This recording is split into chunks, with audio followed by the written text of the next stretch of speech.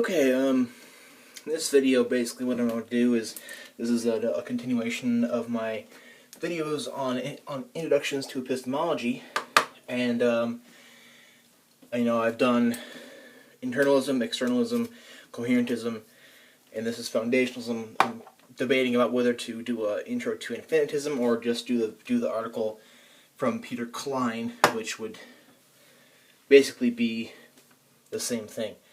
Foundationalism. Foundationalism basically is contrast with coherentism, and the first thing to know about this is that the theory of epistemology and foundationalism is a solution to what's called the epistemic regress problem, and we're talking about justification and knowledge. That's what epistemology is about.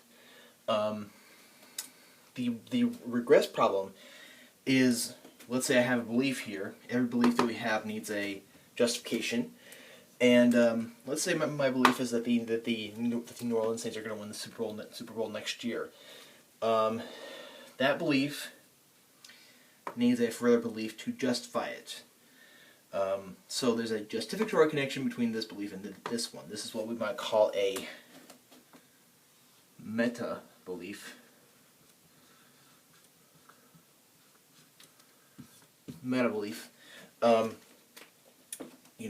So this belief justifies this one. I can't just think that the New Orleans Saints are going to win the Super Bowl next year.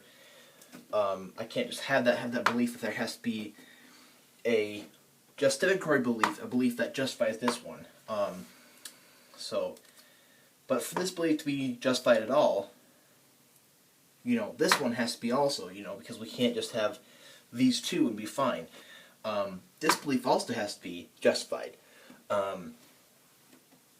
So we have to have a further belief that justifies this one, which would be called another meta-belief, possibly called a meta-belief. And we go back and forth, back into infinity. That's why it's called epistemic regress, because we're infinitely regressing. Infinitism is the theory which contrasts between foundationalism and coherentism, in that infinitism is fine with this infinity, this infinite regress. So the problem is that every belief that we have has to be justified by a further belief.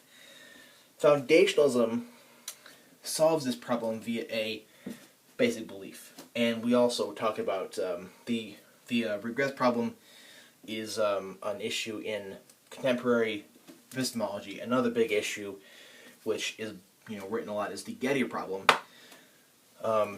Via an article by Edmund Gettier, which is justified true belief knowledge.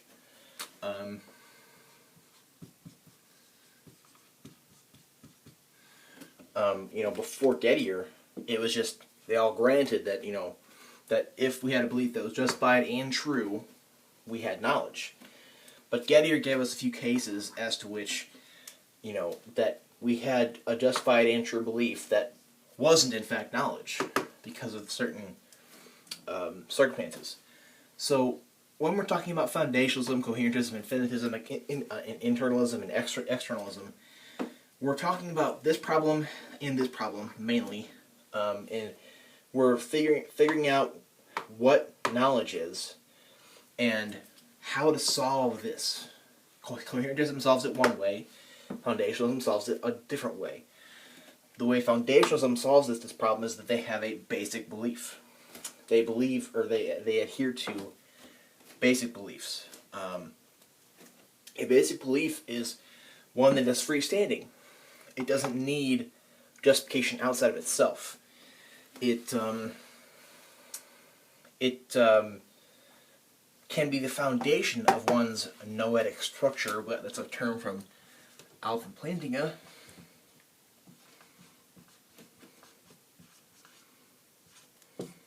Noetic structure. That's a term from this guy, Plantinga.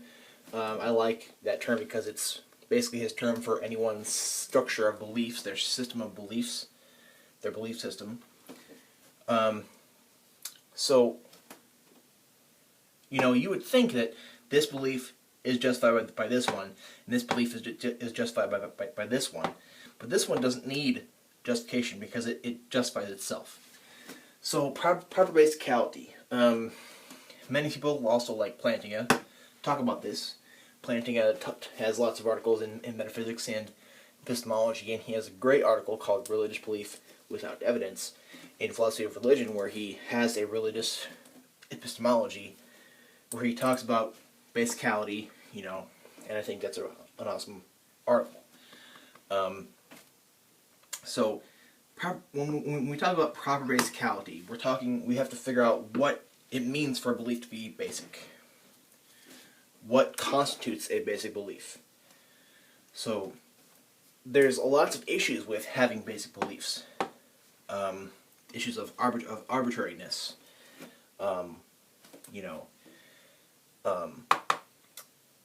Coherentism solves the regress problem by not adhering to these, and adhering to a coherent system of beliefs.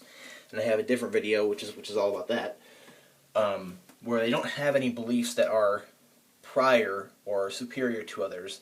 There's no hierarchy of beliefs.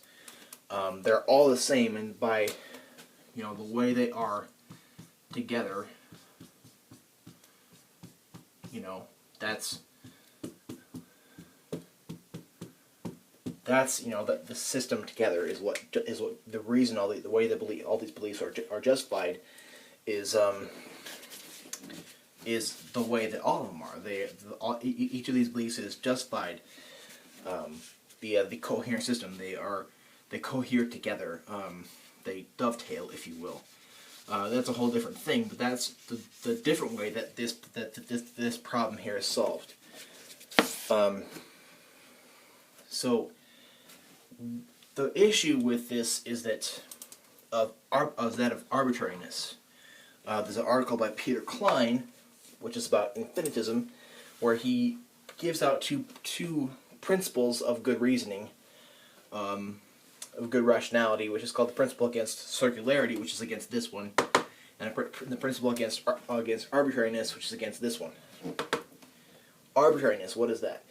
The problem with basic beliefs is that they have to, a belief has to obviously assert something. We can't have a sterile belief that does nothing and says nothing. A belief being there has to assert something, otherwise it's not really a belief. And issues as to what a belief is, that is a whole other issue as well. But a belief is arbitrary if it's sterile and it does nothing. It asserts nothing.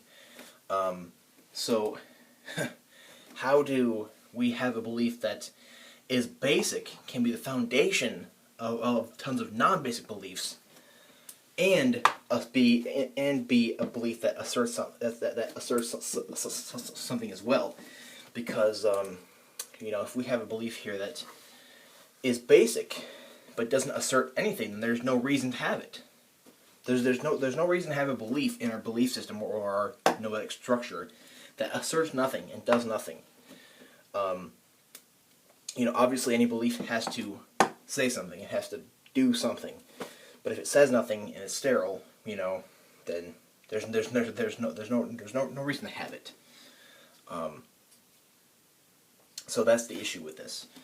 And Klein, I think he makes a very good case against coherentism and foundationalism, and goes against this. The structure of justification for foundationalism is in a couple different ways. We have a basic belief, which is the foundation of an infinite amount of non-basic beliefs. Another possible formulation, I believe this one is something that I read out of Keith Lehrer, which is that we have a horizontal row of basic beliefs, which is basically a row of them that is freestanding. They could be one belief all in one, but they are basically all in a row of basic beliefs in a row that don't need justification, but they all do different things, but they're all still freestanding. And this row serves to justify a bunch of non-basic beliefs above it. And there's nothing, where coherentism, found the foundationalist thing, we have beliefs this way, and this way, but for foundational, there's no beliefs this way at all, because this is the foundation. So we have a sort of a belief hierarchy.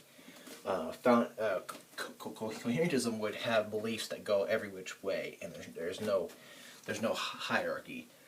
A bit of a odd one is where we have, I think this is a somewhat of a defense of coherentism, where we have a coherent system which serves as the foundation for a bunch of non-basic beliefs. I think personally that that's a load, but I've heard that someplace I forget.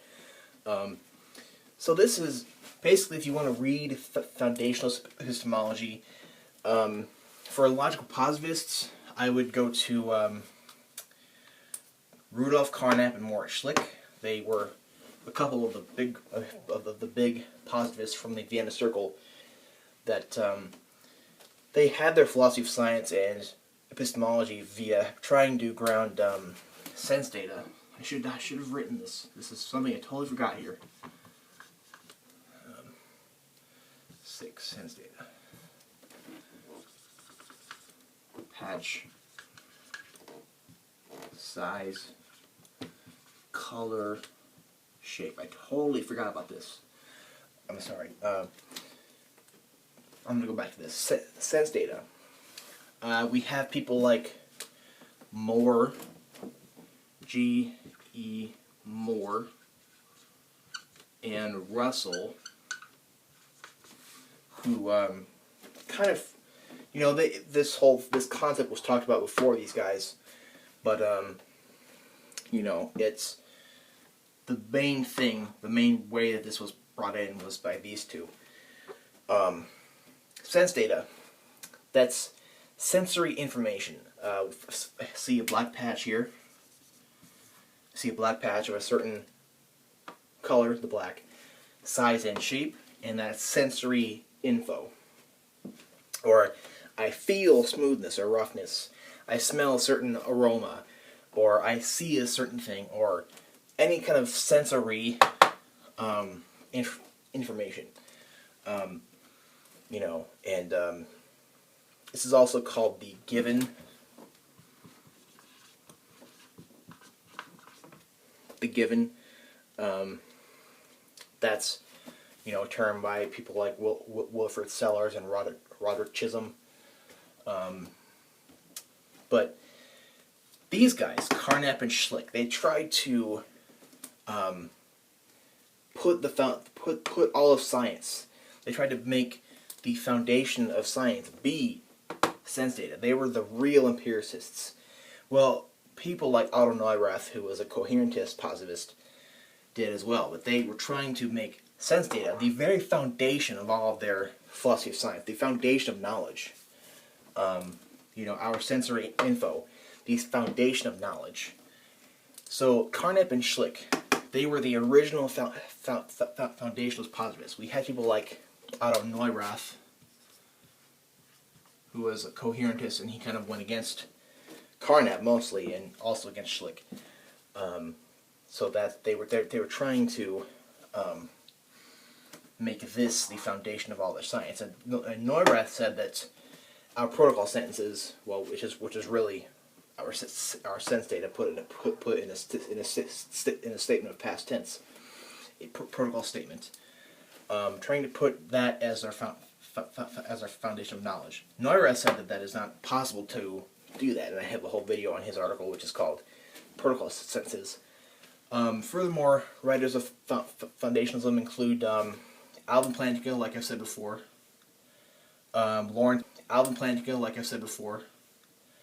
Lawrence Bonger, who used to be a coherentist in the 80s, he had this big book on why coherentism is correct, and then later he flip-flopped and became a foundationalist and wrote this big paper and many other works as to why foundationalism is correct and how this is just malarkey. And we had also people like Robert Audi, who is a great epistemologist, and has lots of articles about lots of different things. So that's pretty much my little intro. If you think I've left something out, or if you have a question, especially about this, the whole positivism thing, I don't think I've made that very clear because I didn't really mean to in this video. But I have other videos. I have a video on one of his articles and one of his, and I will soon have one on his. So if you have a question about anything, feel free to comment on the side or below, wherever it is, depending on your device and your platform. So please comment. Thank you for watching, and just please comment. I'd love to discuss with you.